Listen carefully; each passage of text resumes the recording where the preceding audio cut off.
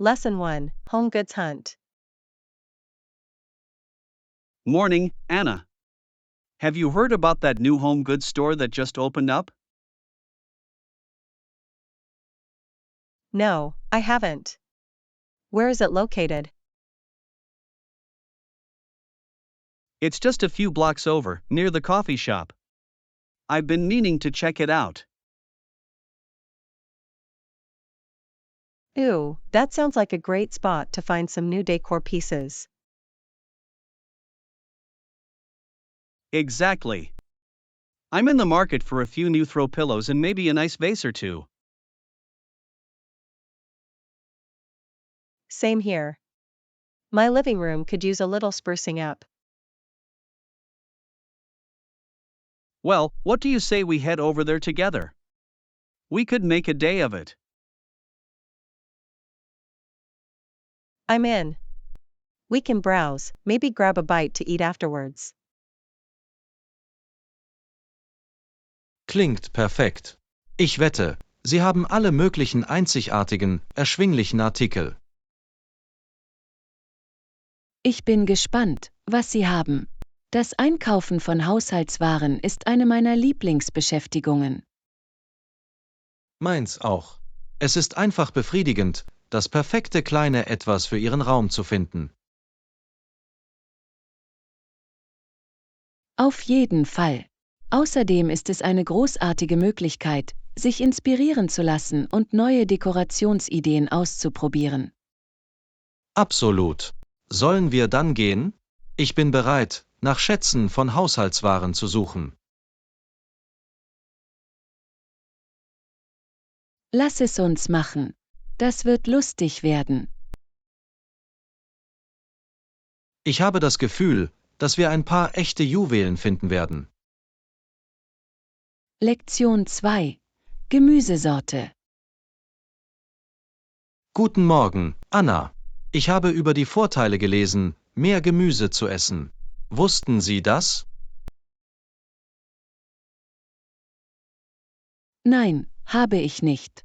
Was sind die Hauptvorteile, wenn wir mehr Gemüse in unsere Ernährung aufnehmen? Nun, für den Anfang ist Gemüse voller essentieller Vitamine und Mineralien. Das ist wahr. Dinge wie Vitamin C, Kalium und Ballaststoffe, richtig? Genau. Und sie sind kalorienarm, sodass sie beim Gewichtsmanagement helfen können. Ah, ich verstehe.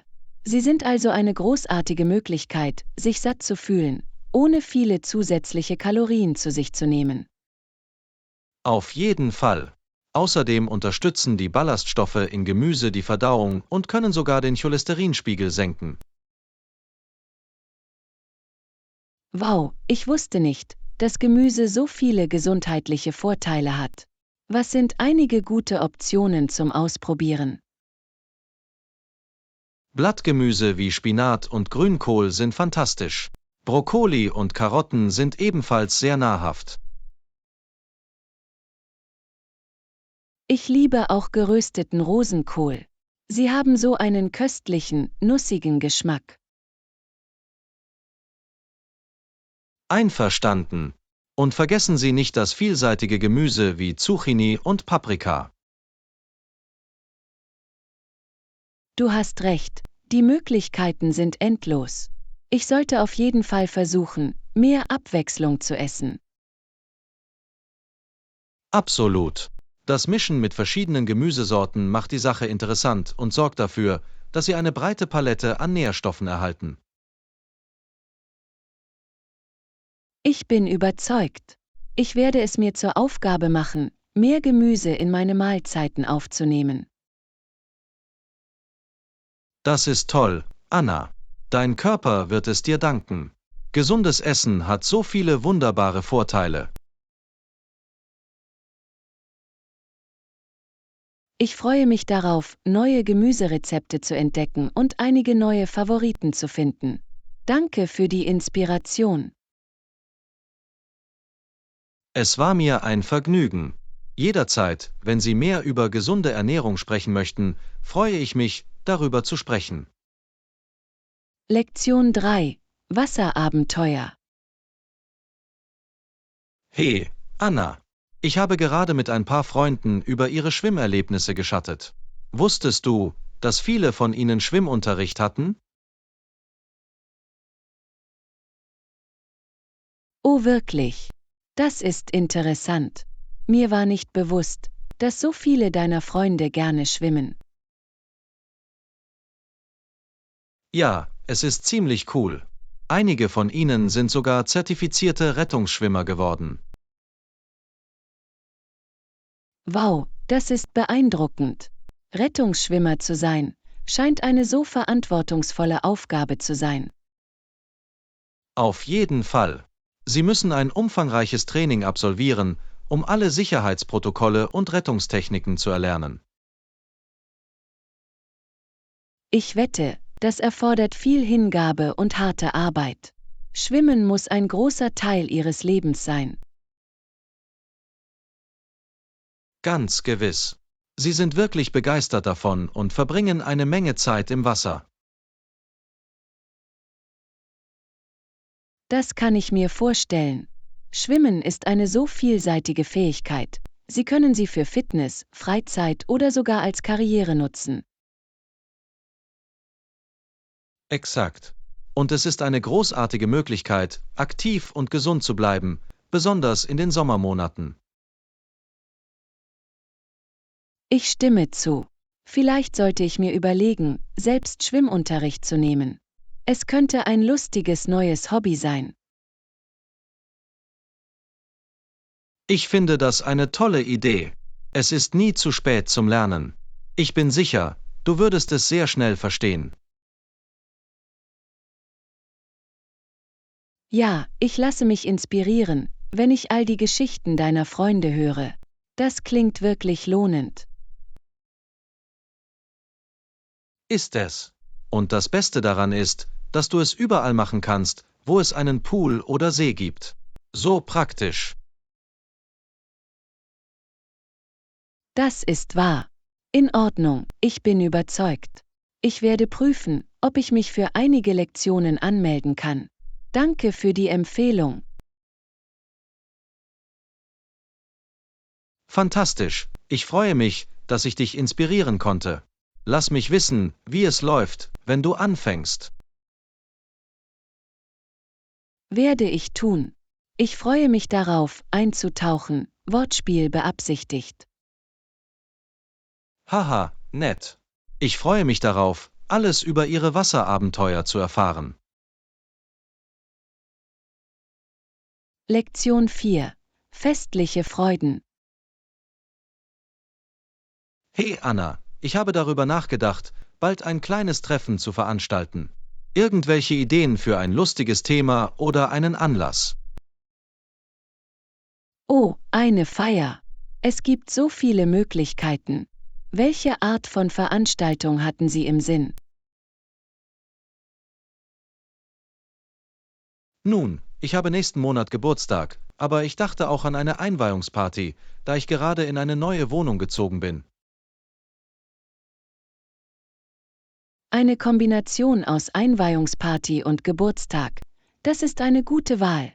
Ich bin mir sicher, dass Sie viel Spaß haben werden, beides zu feiern. Ja, ich dachte, das könnte eine gute Ausrede sein, um all meine Freunde zusammenzubringen.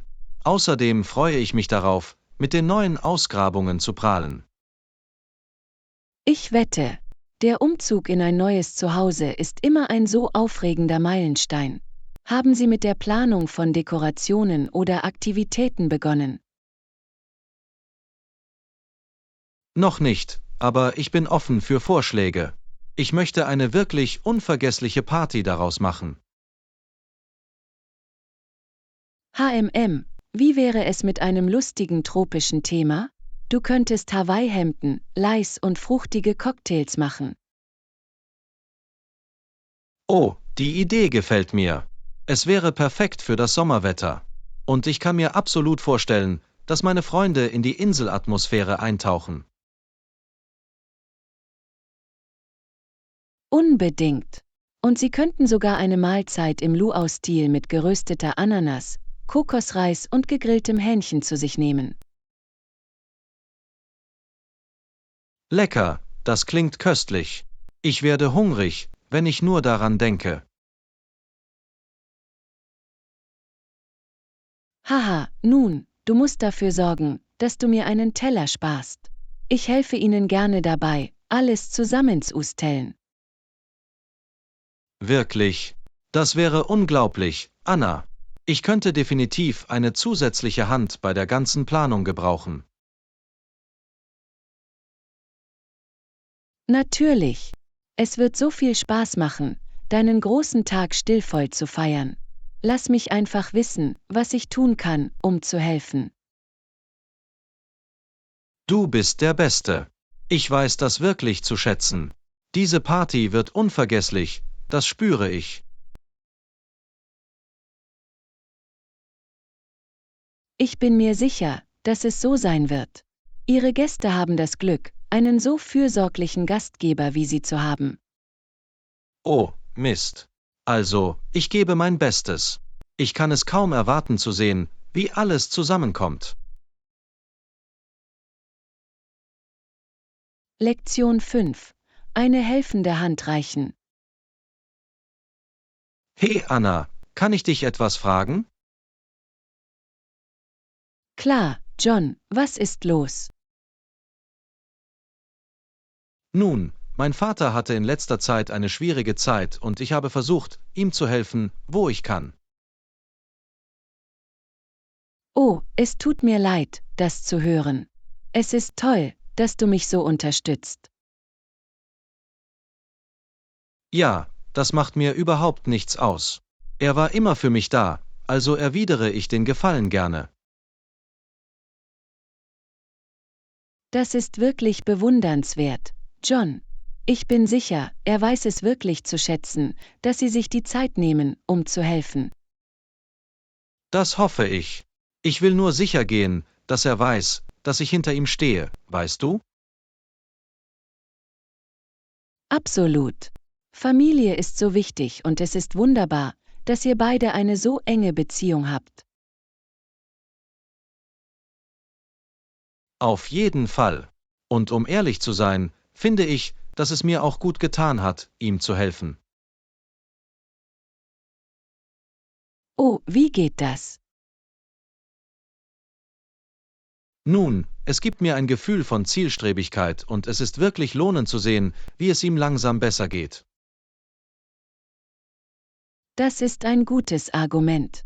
Anderen zu helfen kann auch für den Geber eine so positive Erfahrung sein. Genau. Ich fühle mich mehr mit ihm verbunden, und das hat meine Stimmung generell verbessert. Das ist großartig, John. Es ist erstaunlich, wie freundliche Handlungen einen Dominoeffekt haben können. Ganz gewiss. Und das Beste daran ist, dass es mir nichts ausmacht, Dinge für ihn zu tun. Das kommt von selbst. Es ist so herzerwärmend, das zu hören. Deine Beziehung zu deinem Vater ist eindeutig etwas ganz Besonderes.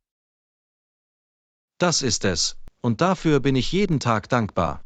Er war ein unglaubliches Vorbild für mich. Das ist wunderbar, John. Dein Vater ist bestimmt genauso dankbar, dich in seiner Ecke zu haben. Das hoffe ich. Am Ende des Tages bin ich einfach froh, dass ich für ihn da sein kann, weißt du? Absolut. Es ist klar, dass du dich tief und aufrichtig um deinen Vater sorgst. Das ist wirklich bewundernswert. Danke, Anna. Danke, dass du mich darüber schwärmen lässt. Das bedeutet mir viel. Natürlich, John. Es war mir eine Freude, von ihrer besonderen Bindung zu hören. Familie ist so wichtig. Das hast du richtig verstanden. Ich habe Glück, jemanden wie ihn in meinem Leben zu haben. Lektion 6. Witze und Vorurteile. Guten Morgen, Anna. Kann ich dich zu etwas nach deiner Meinung fragen? Natürlich. John. Was beschäftigt dich? Nun, ich habe in letzter Zeit einige Witze gehört, die mich wirklich stören. Ach, über welche Art von Witzen sprichst du? Sie sind die Art, die sich über verschiedene Rassen lustig macht. Ich finde sie einfach überhaupt nicht lustig. Ich verstehe. Solche Witze können sehr verletzend und unsensibel sein. Genau. Es ist nicht richtig, über die Rasse oder ethnische Zugehörigkeit einer Person zu scherzen. Ich stimme voll und ganz zu. Rassenvorurteile sind niemals akzeptabel, auch nicht in Form von Humor. Danke. Ich freue mich, dass es dir genauso geht. Ich verstehe einfach nicht, warum die Leute diese Witze für okay halten. Leider wissen manche Leute nicht, wie schädlich solche Witze sein können. Sie denken vielleicht, dass sie nur albern sind, aber sie setzen schädliche Stereotypen fort. Das ist ein gutes Argument. Ich schätze, sie sehen nicht das Gesamtbild. Exakt. Es ist wichtig, die Leute aufzuklären und ihnen zu helfen, zu verstehen, warum diese Witze so problematisch sind. Auf jeden Fall. Ich fange an, es zu sagen, wenn ich solche Witze höre. Das ist eine großartige Idee, John. Es ist so wichtig, sich zu äußern und dieses Verhalten in Frage zu stellen. Ich stimme zu. Ich möchte nur meinen Teil dazu beitragen, die Welt zu einem inklusiveren und respektvolleren Ort zu machen. Das ist ein wunderbares Ziel, John. Die Welt braucht mehr Menschen wie Sie, die bereit sind, sich gegen Vorurteile zu wehren. Danke, Anna. Danke, dass du zuhörst und deine Gedanken dazu teilst. Natürlich. John. Ich freue mich immer, wichtige Themen wie diese zu besprechen. Es ist ein Gespräch, das wir alle führen müssen. Auf jeden Fall. Ich freue mich, dass wir diesbezüglich auf derselben Seite sind. Ich auch. Lasst uns die Botschaft der Akzeptanz und des Verständnisses weiter verbreiten. Absolut. Ich bin bereit, meinen Teil dazu beizutragen. Lektion 7. Alte Wunder. Hey Anna, wusstest du, dass die chinesische Mauer vor über 2000 Jahren gebaut wurde? Wirklich. Ich hatte keine Ahnung, dass es so alt ist. Das ist unglaublich. Ja, es ist eine der beeindruckendsten Ingenieurleistungen in der Geschichte der Menschheit. Was ich faszinierend finde, ist, dass die Chinesen gezwungen wurden, an der Mauer zu arbeiten. Exakt. Ganze Armeen und Tausende von Arbeitern wurden eingezogen, um es zu bauen. Und unterwegs errichteten sie diese großen und kleinen Festungen und Wachtürme. Absolut. Die Mauer wurde sorgfältig bewacht, um Invasionen aus dem Norden zu verhindern. Es muss ein immenses Unterfangen gewesen sein. Wie lange hat die Fertigstellung gedauert? Es wird geschätzt, dass die Mauer über mehrere Jahrhunderte erbaut wurde und durch verschiedene Dynastien ergänzt wurde. Wow, das ist unglaublich. Das Engagement und die erforderliche Arbeitskraft sind umwerfend. Ganz gewiss. Kein Wunder, dass die chinesische Mauer als eines der Weltwunder der Antike gilt. Ich würde es gerne eines Tages besuchen und die Stadtmauern entlang spazieren. Es muss beeindruckend sein. Auf jeden Fall. Es ist einfach bemerkenswert, an die ganze Geschichte zu denken, die sich dort entwickelt hat. Ich stimme zu. Die chinesische Mauer ist wirklich ein Beweis für menschliche Entschlossenheit und Ingenieurskunst. Absolut. Ich freue mich, dass wir uns über dieses faszinierende Stück Geschichte unterhalten konnten. Lektion 8. Motiviert bleiben. Hallo, Anna.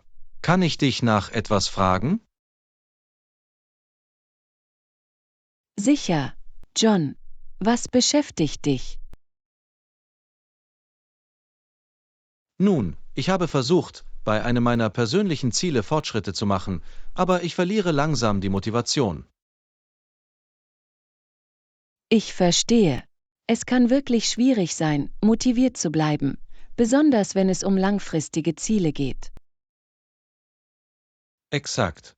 Ich habe mich gefragt, ob Sie irgendwelche Tipps haben, um das Momentum aufrechtzuerhalten. Nun, ich habe festgestellt, dass es sehr hilfreich sein kann, kleine, erreichbare Meilensteine zu setzen. Das ist eine gute Idee. Ich habe versucht, einen Schritt nach dem anderen zu machen, aber manchmal habe ich das Gefühl, dass ich nicht genug Fortschritte mache. Ich verstehe.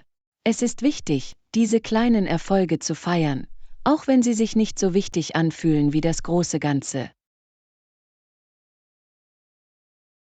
Das ist ein gutes Argument.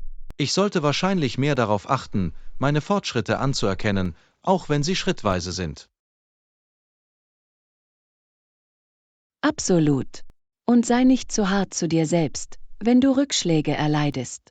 Das ist alles Teil des Prozesses. Du hast recht. Ich neige dazu, ziemlich hart zu mir selbst zu sein, was wahrscheinlich nicht hilft. Es ist einfach, aber versuche nett zu dir selbst zu sein. Rückschläge sind eine Gelegenheit, zu lernen und ihren Ansatz anzupassen. Das werde ich im Hinterkopf behalten. Was würdest du noch empfehlen, um motiviert zu bleiben? Nun, es kann wirklich hilfreich sein, einen Ansprechpartner zu haben oder jemanden, mit dem Sie regelmäßig Kontakt aufnehmen können. Das ist eine tolle Idee. Vielleicht finde ich einen Freund oder ein Familienmitglied, das auf ein ähnliches Ziel hinarbeitet. Genau. Diese zusätzliche Unterstützung und Ermutigung kann einen großen Unterschied machen. Das werde ich mir auf jeden Fall ansehen. Danke für die hilfreichen Vorschläge, Anna. Natürlich. John. Ich teile immer gerne mit, was für mich funktioniert hat. Lassen Sie mich wissen, wenn Sie weitere Tipps benötigen. Das weiß ich zu schätzen. Ich werde dich auf jeden Fall wissen lassen, wie es läuft. Hört sich gut an. Ich setze alles daran, dass du bei deinem Ziel weiter vorankommst. Danke, Anna. Es bedeutet mir viel, deine Unterstützung zu haben. Lektion 9. Kreativ kochen. Guten Morgen, Anna. Kann ich dich nach etwas fragen, das du kürzlich gekocht hast? Absolut. John. Ich habe neulich eine wirklich leckere Bratpfanne gemacht. Oh, das klingt toll. Welche Zutaten hast du verwendet?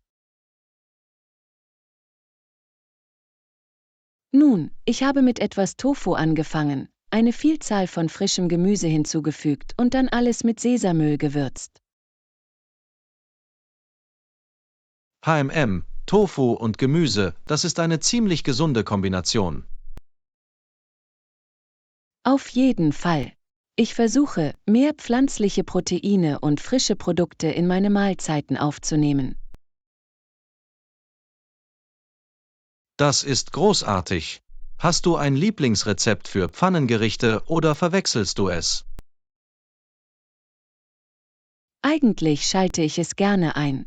Ich finde, dass das Experimentieren mit verschiedenen Zutaten es interessant macht. Ich verstehe den Reiz daran. Welche anderen Dinge hast du in deinen Pfannengerichten probiert? Oh, alle möglichen Dinge. Ich habe alles verwendet, von Champignons und Paprika bis hin zu Zuckererbsen und Wasserkastanien. Wow, das ist eine ziemliche Abwechslung. Hast du ein Lieblingsgemüse oder Protein, das du verwenden kannst? Das ist eine schwierige Frage. Ich mag den Geschmack und die Textur von Tofu sehr, aber ich liebe auch die Vielseitigkeit von Pilzen. Interessant. Ich habe nicht viel Erfahrung beim Kochen mit Tofu, aber ich bin fasziniert. Es ist wirklich einfach zu verarbeiten und nimmt die Aromen von allem an, womit sie es kombinieren. Du solltest es ausprobieren. Vielleicht muss ich das einfach tun. Hast du irgendwelche Tipps, um Tofu erfolgreich zu kochen? Auf jeden Fall.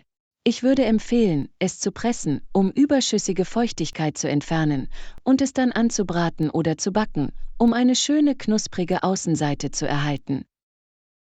Gut zu wissen. Das muss ich im Hinterkopf behalten, wenn ich es probiere. Absolut. Und haben Sie keine Angst, mit verschiedenen Marinaden oder Gewürzen zu experimentieren. Das ist der halbe Spaß am Kochen. Ich mag diesen Ansatz. Unvoreingenommen bleiben und neue Dinge ausprobieren. Genau. Kochen sollte ein Abenteuer sein, keine lästige Pflicht. Ich weiß es zu schätzen, dass du dein Wissen über Pfannengerichte teilst, Anna. Du hast mich definitiv dazu inspiriert, in der Küche etwas kreativer zu werden. Lektion 10. Tischservice. Entschuldigung, kann ich Ihre Aufmerksamkeit für einen Moment erregen? Natürlich. Wie kann ich Ihnen weiterhelfen? Ich hatte gehofft, eine Bestellung für das Mittagessen aufgeben zu können. Hast du ein paar Minuten Zeit, um es dir zu nehmen? Absolut. Ich nehme Ihre Bestellung gerne entgegen. Was kann ich für dich anfangen? Toll, lass mich einen Blick auf die Speisekarte werfen. der gegrillte Hühnersalat klingt köstlich. Eine hervorragende Wahl. Möchtest du noch etwas damit? Vielleicht auch eine Beilage mit gebratenem Gemüse. Und könnte ich etwas Wasser zum Trinken bekommen? Wunderbar. Ich werde die Bestellung sofort aufgeben. Möchtest du, dass ich zuerst das Wasser rausbringe? Das wäre fantastisch, danke. Ich weiß es zu schätzen, dass du dir die Zeit nimmst. Gar kein Problem, es ist mir ein Vergnügen. Ich gebe dir gleich das Wasser. Wunderbar, ich freue mich darauf. Sag mir einfach, wann das Essen fertig sein wird. Das werde ich tun. Ich lasse deine Bestellung raus, sobald sie frisch vom Grill ist. Setz dich fest und ich bin gleich zurück. Hört sich gut an, ich schätze Ihren aufmerksamen Service. Es ist meine Aufgabe, dafür zu sorgen, dass Sie ein großartiges kulinarisches Erlebnis haben. Ich bin im Handumdrehen mit deinem Wasser zurück. Ich habe keinen Zweifel. Bisher machst du einen wunderbaren Job. Lektion 11. Technologischer Fortschritt. Guten Morgen, Anna. Hast du dich über die neuesten technischen Neuigkeiten auf dem Laufenden gehalten? Guten Morgen, John. Hab ich tatsächlich. Die aktuellen Fortschritte sind ziemlich faszinierend. Ich stimme zu, es ist unglaublich, wie schnell sich die Technologie heutzutage weiterentwickelt. Absolut. Das Innovationstempo ist einfach atemberaubend. Ganz gewiss. Was ist der jüngste Durchbruch, der Ihnen aufgefallen ist? Nun, ich habe über diese neuen KI-Assistenten gelesen, die natürliche Gespräche führen können. Ah ja, diese virtuellen Helfer sind ziemlich beeindruckend. Die Verarbeitung natürlicher Sprache ist so weit fortgeschritten. In der Tat. Und die Einsatzmöglichkeiten sind endlos. Stellen Sie sich vor, Sie haben einen solchen persönlichen Assistenten. Auf jeden Fall. Es wäre, als hätten Sie einen sachkundigen Begleiter zur Hand. Exakt. Und die KI wird einfach immer intelligenter und leistungsfähiger. Zweifellos. Ich bin gespannt, welche anderen bahnbrechenden Technologien sich am Horizont abzeichnen. Ich auch. Die Zukunft wird mit all diesen Innovationen ein aufregender Ort sein. Ich könnte nicht mehr zustimmen.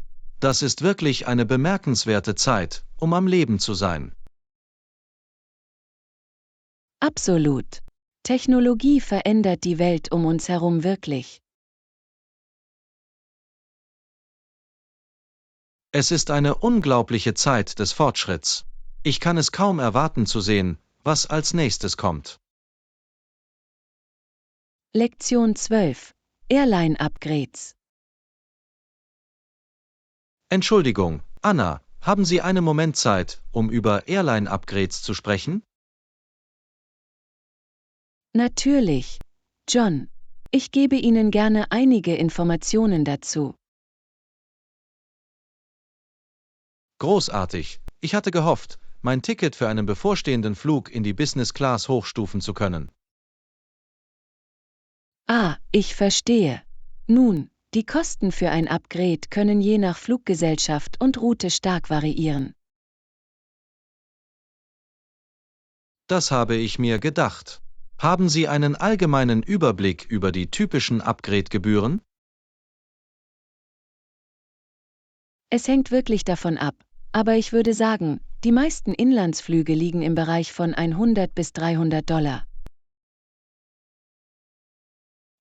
Okay, das ist ein bisschen mehr, als ich erwartet hatte. Gibt es eine Möglichkeit, ein besseres Angebot zu bekommen?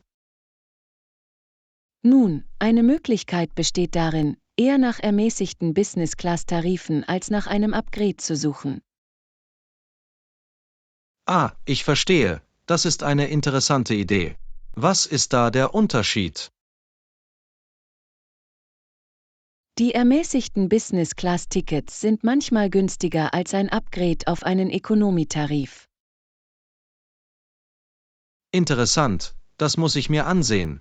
Und die zusätzliche Beinfreiheit ist im Preis inbegriffen, oder? Ja, absolut. Die Business Class bietet viel geräumigere und bequemere Sitzgelegenheiten. Das ist toll. Die zusätzliche Beinfreiheit wäre ein echter Vorteil auf einem langen Flug. Auf jeden Fall. Es macht einen großen Unterschied in Bezug auf Komfort und Erfahrung während des Fluges. Wunderbar. Ich denke, ich werde mir dann überlegen, ein vergünstigtes Business-Class-Ticket zu buchen. Klingt nach einem großartigen Plan. Lassen Sie mich wissen, wenn Sie Hilfe bei der Suche nach dem besten Angebot benötigen. Das weiß ich zu schätzen. Danke, Anna. Sie waren sehr hilfreich bei der Erläuterung der Optionen. Lektion 13.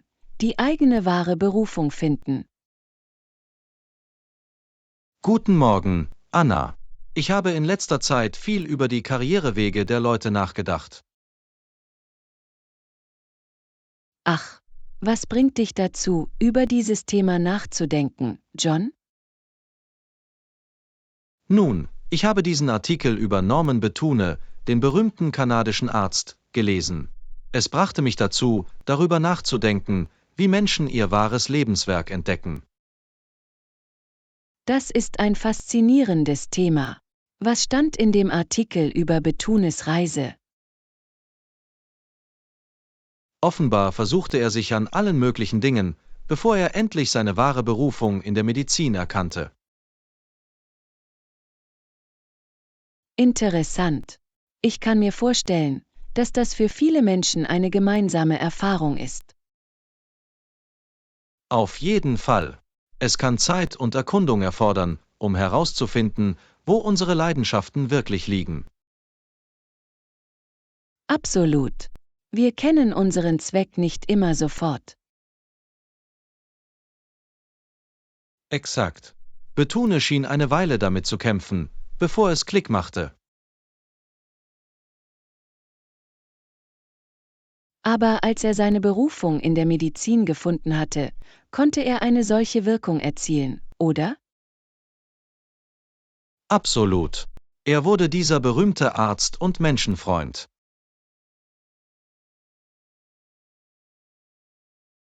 Das ist eine gute Lektion, dass es sich lohnt, durchzuhalten, um unsere wahre Arbeit zu entdecken. Auf jeden Fall. Nicht jeder findet es sofort, aber die Reise kann so lohnend sein. Ich stimme zu. Der Prozess der Selbstfindung ist so wichtig, auch wenn er nicht linear verläuft. Gut gesagt. Es bringt mich dazu, über meinen eigenen Weg nachzudenken und darüber, was für mich da draußen sein könnte. Ich bin sicher, du wirst weiter forschen und mehr über deine wahre Berufung erfahren, John. Das hoffe ich auf jeden Fall. Es ist eine spannende Aussicht, auch wenn es einige Zeit dauert. Absolut. Die Suche ist meiner Meinung nach das halbe Abenteuer. Ich könnte nicht mehr zustimmen, Anna. Das war eine zum Nachdenken anregende Diskussion. Lektion 14. Einziehen. Guten Morgen, Anna. Oh ja, ich bin erst letzte Woche eingezogen. Ich gewöhne mich immer noch an den neuen Ort. Hallo John. Oh, wie aufregend. Wie behandelt dich das neue Lokal bisher?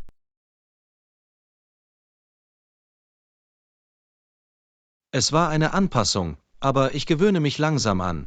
Der Grundriss ist etwas anders als in meiner alten Wohnung. Das kann ich mir vorstellen. Ein Umzug kann eine so große Veränderung sein. Was ist bisher das Beste an dem neuen Ort? Nun, die Küche ist viel größer, was toll ist, da ich gerne koche. Und der Balkon blickt auf einen schönen kleinen Park. Ah, das klingt wunderbar. Mehr Platz und eine schöne Aussicht müssen so schön sein. Auf jeden Fall.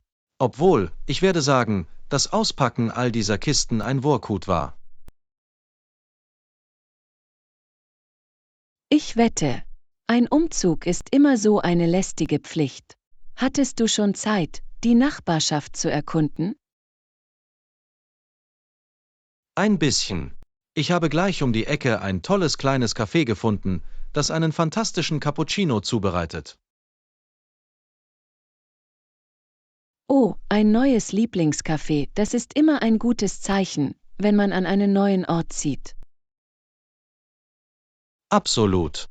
Es ist eines der ersten Dinge, die ich bei jedem Umzug auslote. Kluges Denken. Nun, ich bin so froh, dass der Übergang insgesamt gut verläuft. Lassen Sie mich wissen, wenn Sie Hilfe beim Auspacken oder bei der Eingewöhnung benötigen. Das weiß ich wirklich zu schätzen, Anna. Das Angebot nehme ich vielleicht bald an. Lektion 15. Funde aus der Innenstadt. Hallo, Anna. Ich habe mich gefragt, ob Sie Empfehlungen für Bekleidungsgeschäfte in der Innenstadt haben. Hallo John. Absolut. Ich finde normalerweise großartige Optionen in dieser kleinen Boutique an der Main Street. Ah ja, ich glaube, ich kenne den, von dem du sprichst. Was macht es so gut? Der Besitzer hat so ein gutes Auge für einzigartige, hochwertige Stücke. Und die Preise sind wirklich vernünftig. Das klingt perfekt. Ich suche nach ein paar neuen Hemden und vielleicht einer schönen Jacke. Nun, ich bin mir sicher, dass Sie dort einige fantastische Optionen finden werden. Die Auswahl ändert sich auch ständig. Gut zu wissen. Normalerweise habe ich Schwierigkeiten, Dinge zu finden, die gut von der Stange passen. Ich verstehe diesen Kampf. Dieser Ort ist großartig, weil der Besitzer bei Änderungen sehr hilfreich ist. Oh, das ist Klatsch. Ich hasse es, danach alles zu einem Schneider bringen zu müssen. Genau. Es ist so praktisch. Ich begleite Sie gerne, wenn Sie eine zweite Meinung einholen möchten. Das wäre großartig, Anna. Wann hast du Zeit, um einkaufen zu gehen? Wie wäre es mit diesem Wochenende? Ich habe den größten Teil des Samstags frei, wenn das für dich funktioniert. Samstag ist es dann. Ich weiß es wirklich zu schätzen, dass du mir dabei hilfst. Lektion 16. Cowboy-Verbindungen. Hey, Anna. Ich habe die interessanteste Geschichte von meiner Reise nach Calgary zu erzählen. Oh, erzähl es. Ich bin ganz Ohr. Was ist auf deinem Abenteuer im Norden passiert? Nun, du weißt, wie ich mir das Rodeo-Event angesehen habe, oder? Am Ende begann ich ein Gespräch mit einem der Cowboys. Ein echter Cowboy? Wie aufregend. Wie war er? Ich wette, er hatte einige fesselnde Geschichten. Oh Mann, dieser Typ war der einzig wahre. Grizzelt, verwittert, aber mit diesem Funkeln in den Augen. Er war voller Persönlichkeit. Das kann ich mir gut vorstellen. Cowboys scheinen immer so faszinierende Geschichten zu haben. Worüber habt ihr zwei geschattet? Er hat mir alles über das Leben auf der Ranch erzählt, Wildpferde eingebrochen, sogar über einige der lokalen Geschäftsinhaber, die er kennt. Faszinierend. Es muss so interessant gewesen sein, die Calgary-Community aus der Sicht eines Insiders kennenzulernen. Auf jeden Fall. Dieser Typ, Vidic, war super freundlich und wollte seine Erfahrungen teilen. Wiedesch, Was für ein einzigartiger Name. Ich würde gerne mehr über Ihr Gespräch mit ihm erfahren. Nun, Vidic erzählte, dass er mit vielen lokalen Unternehmern zusammengearbeitet hat und ihnen geholfen hat, so gut er kann. Das ist so cool, dass er sich so für die Community engagiert. Cowboys haben oft so starke Verbindungen zu ihren Heimatstädten. Genau. Er schien wirklich stolz auf die Geschäftsszene von Calgary und all die fleißigen Leute dort zu sein. Das kann ich mir vorstellen. Es muss wunderbar gewesen sein, diese lokalen Einblicke direkt von der Quelle zu bekommen. Das war es wirklich. Ich bin so froh, dass ich mit Wiedich in Kontakt gekommen bin. Fühlte sich an wie ein echtes, einmaliges Erlebnis. Lektion 17. Papageienpossen. Hey Anna, du wirst nie glauben, was mir heute im Zoo passiert ist. Oh, erzähl es. Ich bin ganz Ohr. Was für ein Abenteuer hattest du? Nun, ich bin herumgelaufen und habe mir all die verschiedenen Ausstellungen angesehen, als ich auf diesen riesigen Käfig gestoßen bin. Ein riesiger Käfig, Was für ein Tier war drin? Ich schätze, es muss etwas ziemlich Beeindruckendes gewesen sein. Das ist die Sache, es war nicht irgendein Tier. Es war ein Papagei. Und das war auch kein gewöhnlicher Papagei. Ein Papagei? In einem riesigen Käfig? Das klingt ziemlich ungewöhnlich.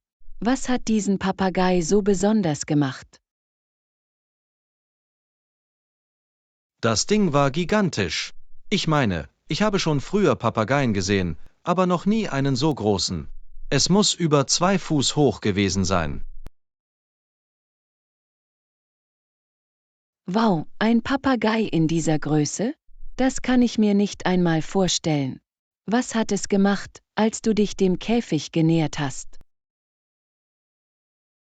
Das ist das Beste daran. Sobald ich hochging, fing der Papagei an, mich anzukreischen.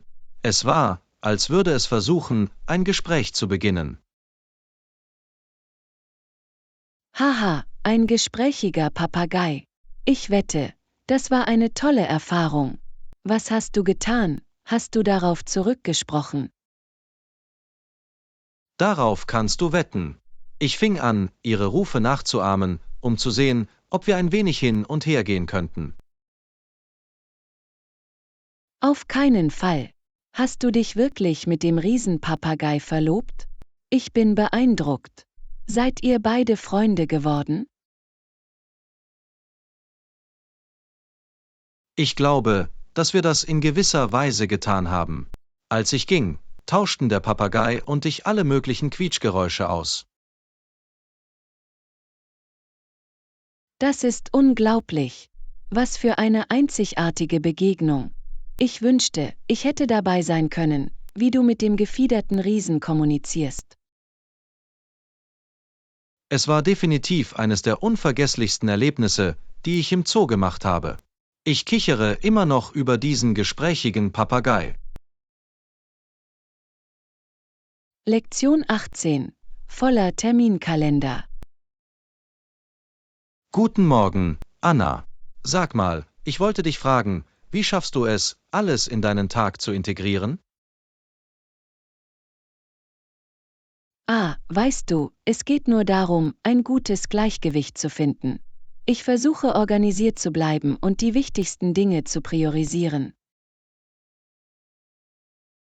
Ja, ich kann mir vorstellen, dass es nicht einfach ist. Ich habe immer das Gefühl, dass der Tag nie genug Zeit hat, um alles zu erledigen. Erzähl mir davon. Zwischen Arbeit, Hausarbeit, Besorgungen und dem Versuch, etwas Freizeit einzuplanen, kann es etwas überwältigend werden. Auf jeden Fall. Und dann muss man auch Dinge wie Bewegung und Geselligkeit berücksichtigen. Es ist eine Menge zu jonglieren. Absolut. Ich finde, dass eine solide Routine sehr hilft. Aber selbst dann tauchen manchmal unerwartete Dinge auf, die alles durcheinander bringen. Exakt. Genau da habe ich am meisten zu kämpfen. Ich bin nicht gut darin, mich anzupassen, wenn mein Zeitplan gestört wird. Ich höre dich. Es braucht Übung, aber flexibel zu sein ist der Schlüssel. Andernfalls bist du einfach die ganze Zeit gestresst. Du hast recht. Daran sollte ich wohl arbeiten. Irgendwelche Tipps für jemanden, der gerne alles geplant hat? Nun, eine Sache, die mir geholfen hat, ist, ein bisschen Zeit zwischen den Aktivitäten aufzubauen. Auf diese Weise werde ich nicht völlig aus dem Konzept gebracht, wenn etwas zu spät kommt. Ah, das ist eine kluge Idee. Lassen Sie ein wenig Spielraum im Zeitplan. Das werde ich versuchen müssen. Auf jeden Fall. Und hab auch keine Angst, manchmal Nein zu sagen. Es ist in Ordnung, Ihrer eigenen Zeit und Ihren Bedürfnissen Priorität einzuräumen. Guter Punkt. Ich neige dazu, mich zu überfordern, weil ich es hasse, Leute im Stich zu lassen. Ich kenne das Gefühl. Aber dein eigenes Wohlbefinden muss an erster Stelle stehen. Sonst wirst du am Ende einfach ausbrennen. Du hast absolut recht. Das werde ich in Zukunft im Hinterkopf behalten. Danke für den hilfreichen Rat, Anna. Lektion 19. In einer neuen Stadt navigieren.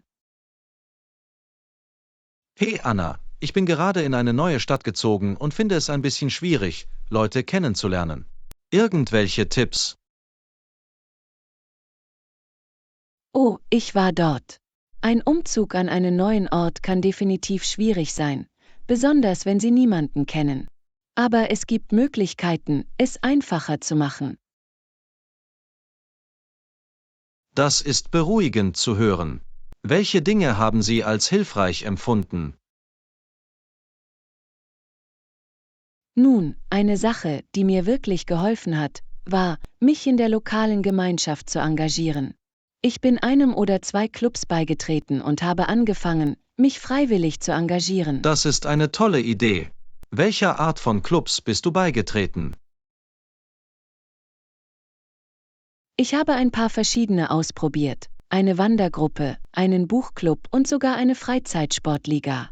Es ist eine nette Möglichkeit, Leute mit ähnlichen Interessen kennenzulernen.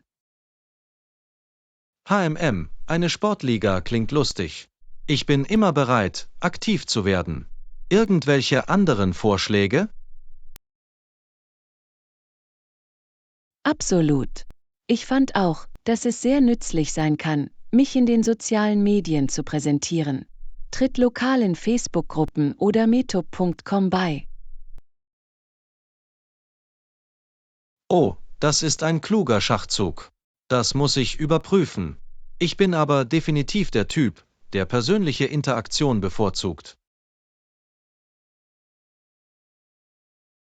Ich höre dich. Deshalb empfehle ich auch, einfach rauszukommen und deine neue Stadt zu erkunden.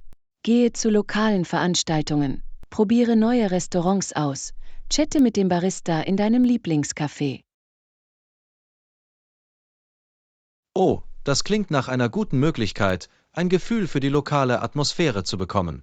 Ich muss etwas kontaktfreudiger sein, aber einen Versuch ist es wert. Auf jeden Fall. Und haben Sie keine Angst, Gespräche mit Menschen aufzunehmen. Die meisten Leute chatten normalerweise gerne und teilen Empfehlungen mit. Das ist ein gutes Argument. Ich neige dazu, ein bisschen schüchtern zu sein, aber ich sollte wahrscheinlich einfach mehr da draußen sein. Exakt. Je mehr du dich da draußen aufhältst, desto wohler wirst du dich fühlen. Es geht nur darum, dieses Selbstvertrauen aufzubauen. Weißt du, du hast recht. Ich glaube, ich muss nur den ersten Schritt tun. Danke für den tollen Rat, Anna. Ich fühle mich viel besser darauf vorbereitet, das in Angriff zu nehmen. Lektion 20. Pakete ausliefern. Guten Morgen, Anna. Ich hatte gehofft, du könntest mir bei etwas helfen. Absolut. John, was brauchst du? Nun, ich habe ein paar Pakete, die geliefert werden müssen, und ich habe mich gefragt, ob Sie vielleicht helfen können. Natürlich helfe ich gerne weiter. Wohin gehen die Pakete? Sie gehen zu ein paar verschiedenen Adressen in der ganzen Stadt. Ich kann dir die Details schicken, wenn das einfacher wäre. Klar, das wäre toll. Schick sie einfach rüber und ich sorge dafür, dass sie geklärt werden. Fantastisch, vielen Dank. Ich weiß es wirklich zu schätzen, dass Sie sich die Zeit dafür genommen haben. Gar kein Problem. Ich helfe immer gerne mit. Wann müssen sie geliefert werden? Idealerweise so schnell wie möglich. Die Empfänger erwarten Sie heute. Okay, ich hab's. Natürlich bringe ich sie mit, wenn ich später ausgehe. Sollte in der Lage sein, sie innerhalb von ein paar Stunden abzusetzen. Du bist eine Lebensretterin, Anna. Ich weiß nicht, was ich ohne dich tun würde.